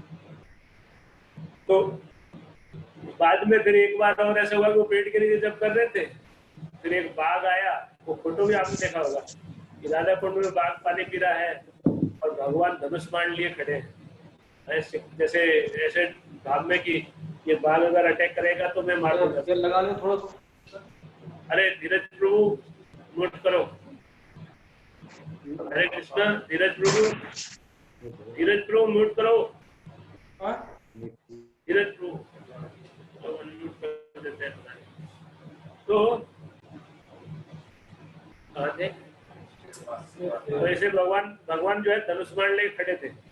तो फिर सनातन गोस्वामी उनको बोले कि तुम झोपड़ी बना के रहो, है ना। तो ये भगवान को सेवा जिम्मेदारी कर रहे भगवान तुम्हारी। तो ऐसे करके ऐसे सनातन गोस्वामी को ऐसे भगवान का दर्शन भी होता था साक्षात, और ऐसे संबंध था उनका, उनके साथ ऐसी लीलाएं, कुछ लीलाएं हमारे सामने, बाकी तो कितनी लीलाएं हुई होंगी जो उन्होंने प्रकट नहीं की, है ना। लेकिन ऐसे भगवान से उनका संबंध था, और रोज गोवर्धन परिक्रमा करके और फिर प्रसाद खाते थे, ये नियम था उनका। तो गोवर्धन परिक्रमा अब तो समय के साथ गोवर्धन जमीन में धस रहा है इसलिए छोटी हुई है, उस समय गोवर्धन परिक्रमा 46 किलोमीटर की होती थी और लंबी होती थी। तो गोवर्धन परिक्रमा करते थे, इस तरह से चलता था। तो ऐसे करते करते एक बार सनातन गोस्वामी जो है वो गए थे पूरी चैतन्य महाप्रभु से मिलने के लिए। उनको बड़ा कोई इच्छा होती थी, भगवान से मिले थे, उसके बाद भगवान ने आदेश दे दिया, उसके बाद मिलना नहीं हुआ। काशी में मिले, उसके बाद मिलना नहीं हुआ बहुत सालों तक। सनातन को भगवान से इतना प्रेम था कि चैतन्य महाप्रभु से मिलने के लिए पुरी गए। तो पुरी गए, पैदल गए। तो रास्ते में जो है रास्ते का पानी पीते थे, रास्ते में तो पेड़ पौधे पत्ते पड़े, जंगल होता था, जंगल में पेड़ पौधे सड़ जाते थे, उनके पत्ते पानी में पड़े तो उससे पानी जो है खराब हो जाता, कीड़े पड़ जाते थे ना, वही पानी पीते थे। उससे उनका शरीर में पस पड़ गया, पूरे शरीर में ना जो है बवाद पड़ गई, पूरे शरीर में। पैदल गए थे वहाँ, तो पूरे शरीर से बवाद निकलता था। अब वो तो शरीर के स्तर पे थे नहीं, लेकिन भावना में थे, लेकिन बवाद थी, जैसा भी भगवान मेरे कर्मों का फल होगा ऐसा सोचते थे।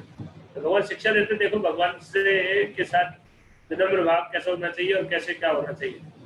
तो वो क्योंकि अपने आप को जो है ये मुसलमान की सेवा किए थे, इसलिए अपने को नीच मानते थे। हम मुसलमान मानते थे, इसलिए जगन्नाथ मंदिर दर्शन नहीं करने जाते, जगन्नाथ मंदिर दर्शन करने नहीं गए। और है ना हरिदास ठाकुर के यहाँ रुके, जो सिद्ध बकुल जहाँ हरिदास ठाकुर रहते थे वहां पे ही रुके, और वहां रुक के उनके पास रुके। चैतन्य महाप्रभु जब आए हरिदास ठाकुर के यहाँ तो दूर से ही प्रणाम किए। हरिदास ठाकुर ने कहा सनातन है, सनातन आया है। और सनातन का नाम सुनते चैतन्य महाप्रभु दौड़े, सनातन गोस्वामी गले लगने में, और सनातन गोस्वामी पीछे भाग रहे कि नहीं नहीं मुझे टच नहीं करना, मुझे टच नहीं करना, आप दूर रहो, आप बताओ मेरा अच्छा शरीर से खराब। अरे चैतन्य महाप्रभु कहाँ सुनने वाले, वो जाके जबरदस्ती भर लिए भगवान में, और पूरा शरीर से मवार लग गया पूरे शरीर में। और सनातन में इतना दुख हुआ कि मेरे कारण ये भगवान के इतना सुंदर कर्मेवर है, इतना सुंदर शरीर है, दिव्य शरीर, वो गंदा कर दिया मैंने। बहुत दुख हुआ और बहुत गिलानी हुई। बोले आप ऐसा क्यों करते हैं, वो तो मानते नहीं थे।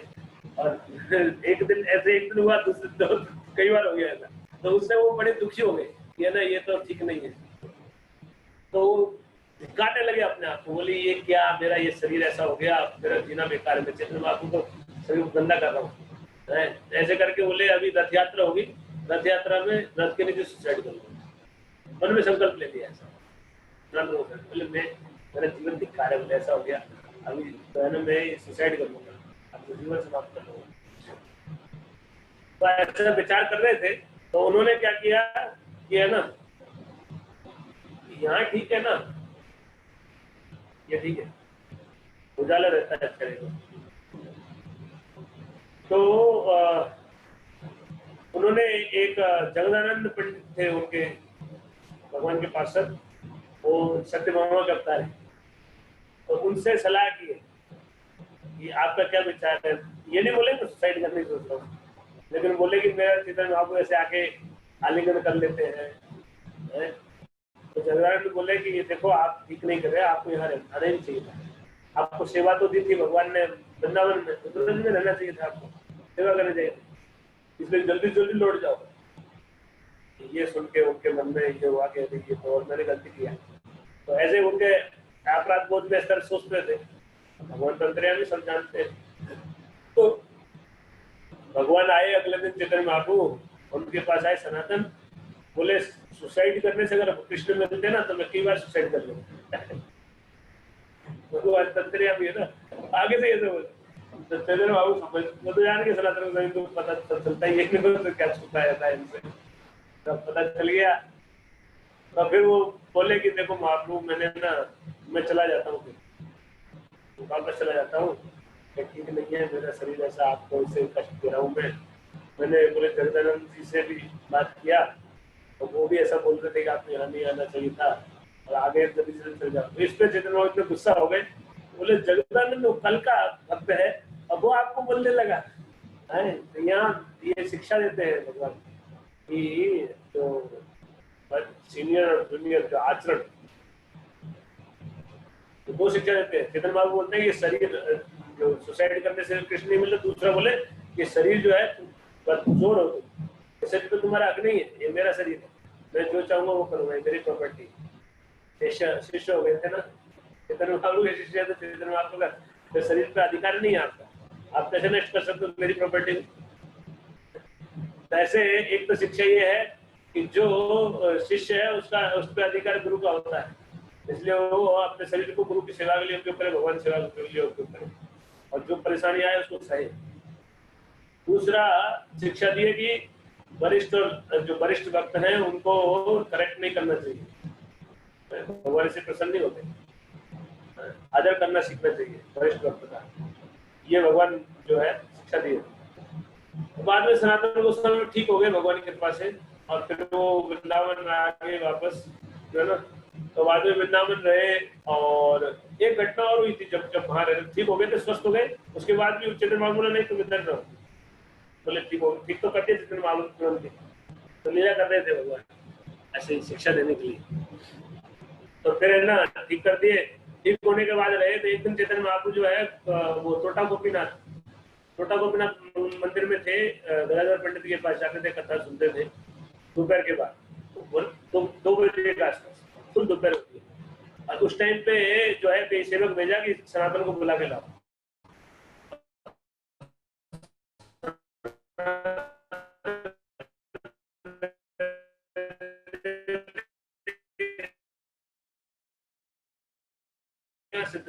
आप गए ना पूरी? आप नहीं गए? समुद्र के किनारे किनारे जब बस जाती है ना, बस बहुत लंबा टूर लेती है, समुद्र के किनारे किनारे जाती है बस, तो बहुत टाइम लगता है, तो बहुत लेट पहुंचे है ना, 3-3:30 बज गए, 15 मिनट का रास्ता वहां से, सीधा सीधा जाए तो 15-20 मिनट में पहुंच जाते हैं, लेकिन उनको लग गया जो है पूरा। तो चंद्रमा बोले कि क्या हुआ, इतना इतना देर कैसे लग गया? बोले महाप्रभु मैं उधर से आया, उधर से इधर सीधा रास्ता नहीं आया। तो बोले कि और पैरों में छाल फफोले पड़ गए, दोपहरी में जो बालू है समुद्र के किनारे को कैसे तपती है, और जो नंगे पैर उसमें गए थे, तो फफोले पड़ गए पैरों, लेकिन गए उधर सीधा रास्ता तो इससे नहीं गए। तो पूछे क्यों नहीं आए, इधर से क्यों नहीं आए? बोले मैं नीच हूँ, मेरा वो वहाँ भगवान के सेवक घूमते हैं, पंडे जगन्नाथ जी के सेवक घूमते हैं उधर बड़दंड के पास, तो वहाँ अगर मैं चला जाऊंगा तो वो सब मेरी छाया पड़ जाएगी, तो दूषित हो जाएंगे। ऐसा भाव रखते थे जो भगवान के साक्षात सेवक व्यक्तिगत, उनका भाव कितना विनम्र है, इतने प्रसन्न हुए और वो गले लगा इस बात। ये शिक्षा देने के लिए लीला किए थे कि हम भक्तों को बहुत विनम्र होना चाहिए। सनातन गोस्वामी के जीवन से ये शिक्षा, ये चरित्र से हमको शिक्षा लेनी चाहिए कि हम कितने विनम्र होना चाहिए हमको। हम क्या है, कुछ तो है नहीं, है ना, और हम अभिमानी हो जाते हैं, लेकिन उनका कितना विनम्र भाव था, अपने को इतना विनम्र, जो ऐसी दशा में मानते थे। उसके बाद वापस आ गए वृंदावन, वृंदावन आ गए, वृंदावन में रहे। उसके बाद जो है अंतिम दिनों में गोवर्धन परिक्रमा नहीं होती थी, व्रत हो गए थे, तो एक बार तो बीमार भी थे, तो गोवर्धन परिक्रमा करने के लिए जाना चाहते थे, लेकिन जाने की हिम्मत नहीं थी। तो भगवान प्रकट हो गए, और भगवान प्रकट होके बोले कि तुमको गोवर्धन परिक्रमा करने की जरूरत नहीं, तुमने पूरा जीवन कर लिया, अब तुम आराम करो। तो बोले कि नहीं, मैंने शरीर जो है इसमें संकल्प लिया कि मैं आजीवन आप गोवर्धन परिक्रमा करूंगा, जब तक शरीर है तब तक मैं करूंगा। तो फिर भगवान ने एक शिला दी है, बोले शिला पे भगवान चरण चिन्ह है, वो सब राधा दामोदर मंदिर में अभी भी रखी है ना शिला। तो राधा दामोदर मंदिर में वो शिला रखी है, वहीं पे राधा दामोदर मंदिर में रहते थे जीव गोस्वामी के पास, तो वहीं वृद्धावस्था में वहीं रहते थे। तो उनको ये शिला दी है, और उस शिला को जो है इसकी 4 परिक्रमा कर लो तुम्हारी गोवर्धन परिक्रमा हो जाएगी, ऐसा बोल के उन्होंने उनको दिए थे। तो सनातन गोस्वामी फिर उसके बाद 4 परिक्रमा करते थे। जब शरीर छूटा आज के दिन उन्होंने संसार से विदा लिए, भगवान लेते लीला प्रवेश की सनातन गोस्वामी।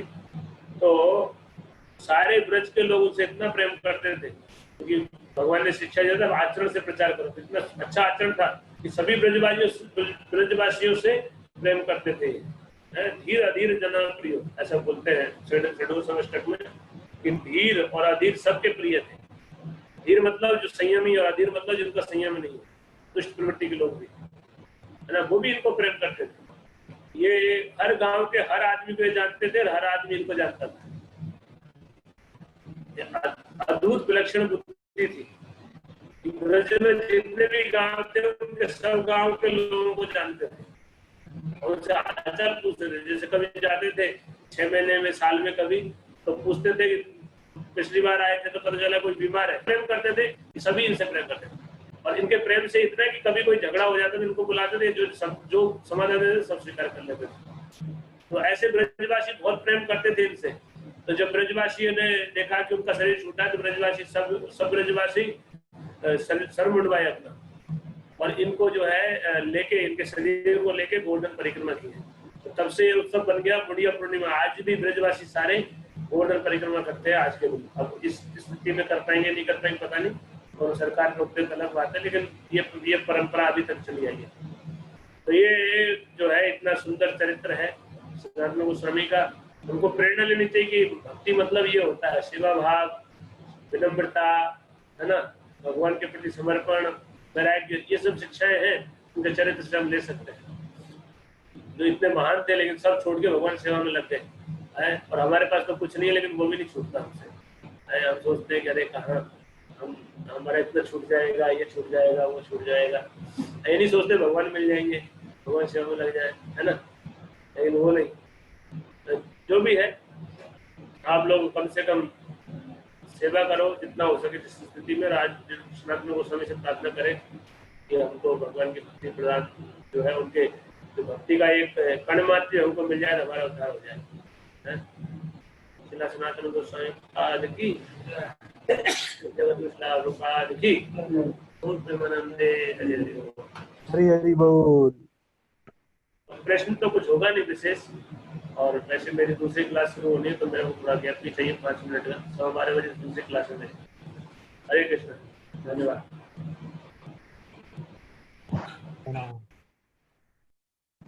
हरे कृष्ण।